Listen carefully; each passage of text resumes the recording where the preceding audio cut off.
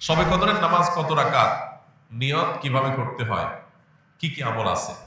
শবে কদর বছরের সবচেয়ে শ্রেষ্ঠ রাত। এ রাতের ইবাদত খায়রুম মিন আলফি শাহর, হাজার মাসের ইবাদতের চাইতে উত্তম। এই জন্য এ রাত জেগে আমরা ইবাদত করার চেষ্টা করব। কিন্তু ইবাদতের নির্দিষ্ট কোনো ফরম্যাট, নির্দিষ্ট কোনো পদ্ধতি কোরআন হাদিস শিখায় দেয়নি যে আপনাকে নামাজ পড়তে হবে এত রাকাত, প্রথম রাকাতে অমুক সূরার সাথে তমুক সূরা এতবার পড়তে হবে, দ্বিতীয় রাকাতে অমুক সূরার সাথে অমুক সূরা এতবার পড়তে হবে, এরকম কোনো ধরা বাঁধা নিয়ম বলে দেওয়া হয় নাই।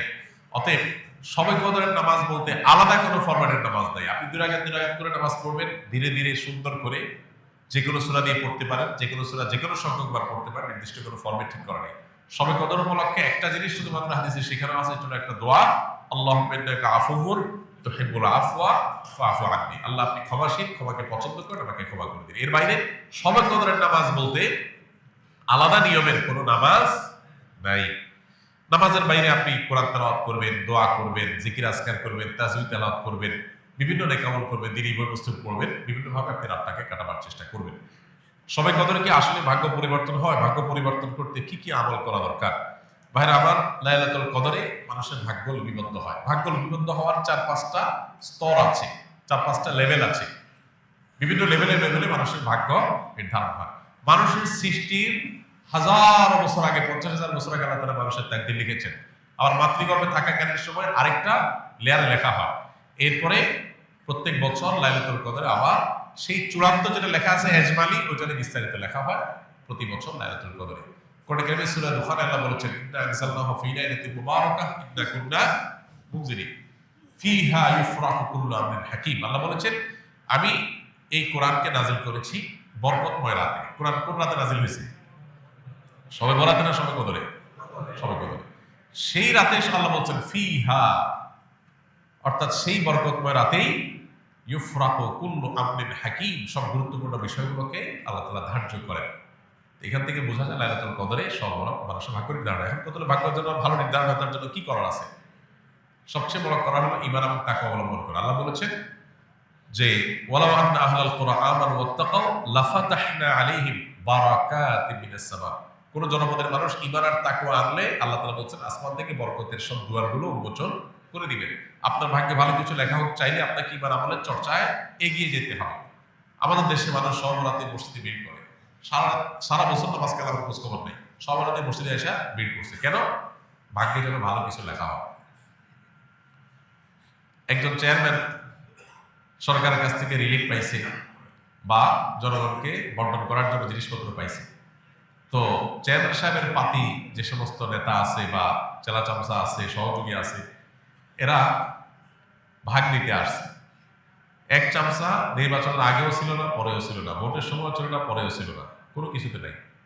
এখন যখন সরকারি চাইনা এসে হাজির হয়ে গেছে, গমা এসে হাজির হয়ে গেছে, সে এসে ভাগ নিতে হাজির হয়ে গেছে। কি বলেন, এ পাবে ভাগে? আর যে সবসময় ছিল, ও যদি এই দিন হাজির নাও হইতে পারে, তারপর চেয়ারম্যান সাহেব তার জন্য ঠিকই রেখে দিবে যে তুমি এগুলো বন্টন করো তোমার এলাকায়। একইভাবে আল্লাহ রাব্বুল আলামিনের আনুগত্য যদি আমরা সবসময় করি, ইনশাআল্লাহ আল্লাহ আমাদের নসিবে ভালো কিছু দিবেন। এক রাতের ইবাদত করে সব নিজের পক্ষে নিয়ে নিব, সারা বছর আকাম পূরণ করবো, এটা সঠিক পদ্ধতি না। দ্বিতীয়ত হলো লা ইয়ারুদ্দু তাকদীর ইল্লা দুআ। দোয়া এমন একটা হাতিয়ার যে আল্লাহ তাআলা তাকদীরের দুইটা পার্ট আছে, একটা গায়রে মুবরাম, একটা মুবরাম, একটা চূড়ান্ত, একটা অচূড়ান্ত। অচূড়ান্ত তো আমাদের দৃষ্টিতে, আল্লাহর দৃষ্টিতে সেটাও চূড়ান্ত। আল্লাহ জানেন যে আমরা সেটাকেও দোয়া করে পরিবর্তন করে নিব। তো দোয়ার মাধ্যমে ওই তাকদীর পর্যন্ত আল্লাহ পরিবর্তন করেন। এই জন্য বিশেষ করে দোয়া করতে হবে। লাইলাতুল কদর হোক অন্য সময়, ইনশাআল্লাহ আল্লাহ তাআলা ভাগ্যে ভালো কিছু দান করবেন। শবে কদরে নাকি সকল গুনাহ মাফ করা হয়। তাহলে বান্দার হক যারা খেয়েছে এবং শিরকের গুনাহ, এগুলো কিভাবে মাফ হবে? আল্লাহ তো বলেছেন হাশরের ময়দানে সবকিছুর হিসাব দিতে হবে। শবে কদরে সব গুনাহ মাফ হবে, কিন্তু বান্দার হক তো মাফ হবে না ভাই। বান্দার হক বান্দার কাছ থেকে আদায় করে মাফ চেয়ে নিতে হবে, মাফ পেয়ে নিতে হবে, তা না হলে মাফ হবে না। আমরা অনেকে মোছে তাও দিয়া বসে আছি যে শবে কদর সব মাফ করে দিবি, তাইলে চুরি দাঁড়ি ডাকাতি 2 নম্বরে যা কিছু করলাম, এক শবে কদর ইবাদত করলেই তো সব মাফ। দেখুন, ইসলামের সাথে অন্য সব ধর্মের এখানে একটা মৌলিক পার্থক্য। খোদ ইয়াহুদিরা, আল্লাহ কোরআনে তাদের সম্পর্কে বলেছেন, ইয়াহুদিরা বলে লান তামাসসানান নারু ইল্লা আইয়ামাম মাদুদা। তারা বলে আমাদেরকে আগুনে জাহান্নামে কয়েকদিন থাকা লাগবে, এরপর আমরা জান্নাতে থাকবো।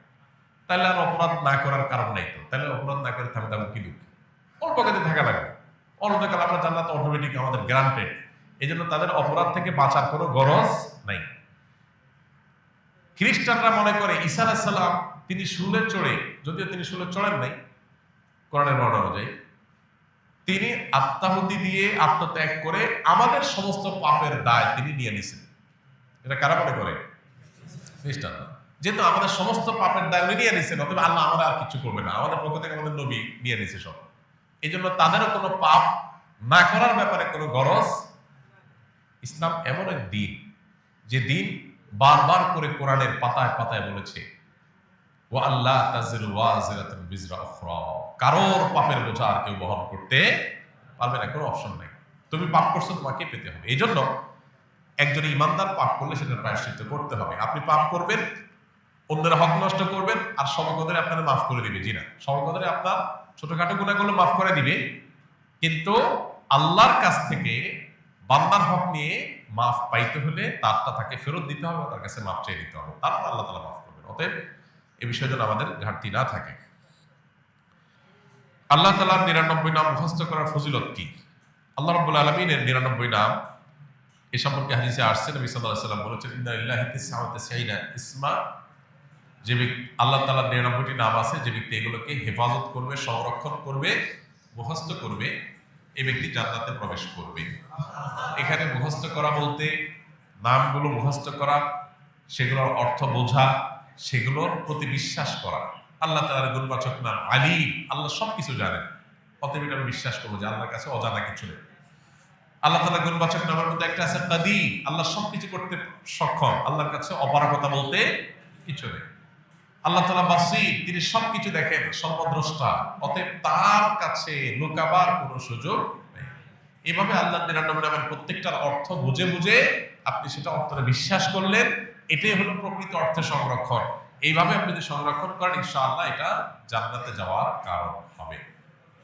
আমাদের দেশে অনেকে আল্লাহ 99 নাম, এটা অমুক নাম এতবার জপলে এই কাজ লাভ হয়, অমুক নামটা এতবার বললে বা জিকির করলে এই মনের মাকসাদটা, উদ্দেশ্যটা হাসিল হয়, এই জাতীয় নানা রকমের কথা আমাদের সমাজে প্রচলিত আছে। এগুলো তাজরিবা দ্বারায়, অভিজ্ঞতা দ্বারায় কোনো আলেম, কোনো দিনদার মানুষ এর উপকারিতা পেতে পারে, কিন্তু কোরআন হাদিসে কোথাও আল্লাহর কোন গুণবাচক নাম নির্দিষ্ট সংখ্যক বা জপার কোনো নির্দেশ আমাদেরকে দেওয়া হয়নি। তাহলে কিসের নির্দেশ দেওয়া হয়েছে?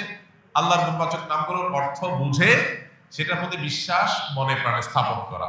এটা তাওহীদের গুরুত্বপূর্ণ একটা পার্ট, যেটা আমাদের অনেকেরই এখনো নেওয়া হয়নি। আমরা অনেকেই নিজেকে মুসলমান দাবি করি, আল্লাহর গুণবাচক নামের অনেক নাম আছে যেগুলো আমরা হয়তো শুনি না, জানি না, এবং সেটার অর্থ বুঝে যে মনে বিশ্বাস করব, জানি না বিশ্বাস করতে থেকে আসে। তো এই জন্য আল্লাহর গুণবাচক নামগুলো আমাদের জানা দরকার, বোঝা দরকার, বিশ্বাস করা দরকার।